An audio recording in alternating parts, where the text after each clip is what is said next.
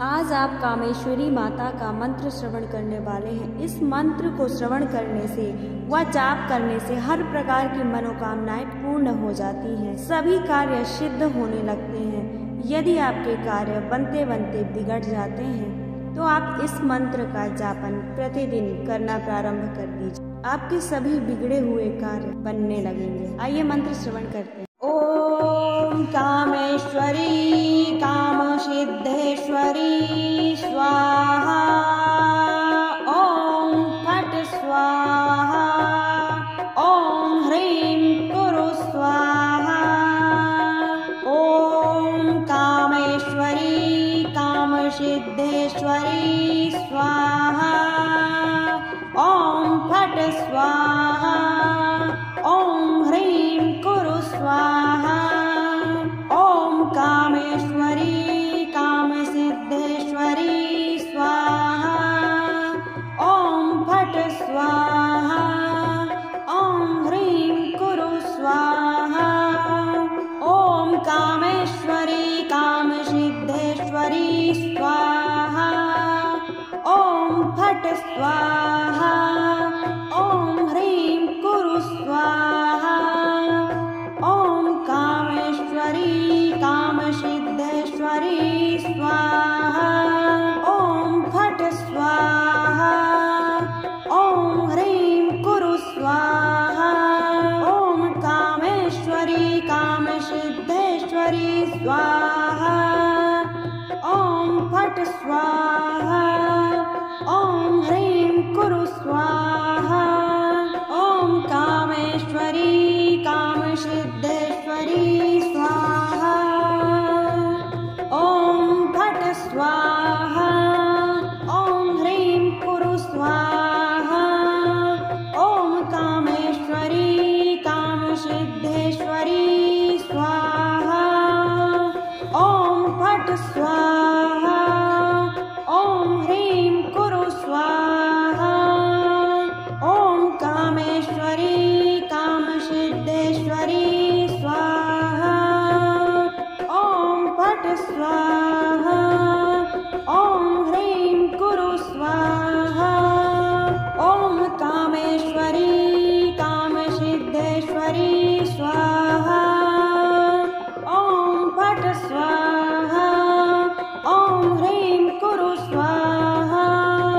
ओम कामेश्वरी कामसिद्धेश्वरी स्वाहा। ओम फट स्वाहा। ओम ह्रीं कुरु स्वाहा। ओम कामेश्वरी कामसिद्धेश्वरी स्वाहा। ओम फट स्वाहा। ओम ह्रीं कुरु स्वाहा। ओम कामेश्वरी कामसिद्धेश्वरी स्वाहा। ओम फट स्वाहा। ओम ह्रीं कुरु स्वाहा। ओम कामेश्वरी कामसिद्धेश्वरी स्वाहा। ओम फट स्वाहा। ओम ह्रीं कुरु स्वाहा। ओम कामेश्वरी कामसिद्धेश्वरी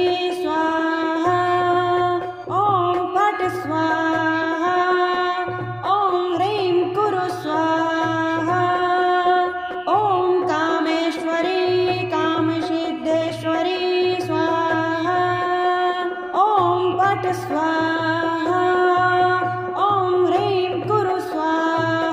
ओम फट स्वाहा। ओम ह्रीं कुरु स्वाहा। ओम कामेश्वरी कामसिद्धेश्वरी स्वाहा। ओम फट स्वाहा। ओम ह्रीं कुरु स्वाहा। ओम कामेश्वरी कामसिद्धेश्वरी स्वाहा। ओम फट स्वाहा। ओम ह्रीं कुरु स्वाहा। ओम कामेश्वरी कामसिद्धेश्वरी स्वाहा। ओम फट स्वाहा। ओम ह्रीं कुरु स्वाहा। ओम कामेश्वरी कामसिद्धेश्वरी स्वाहा। ओम फट स्वाहा। ओम ह्रीं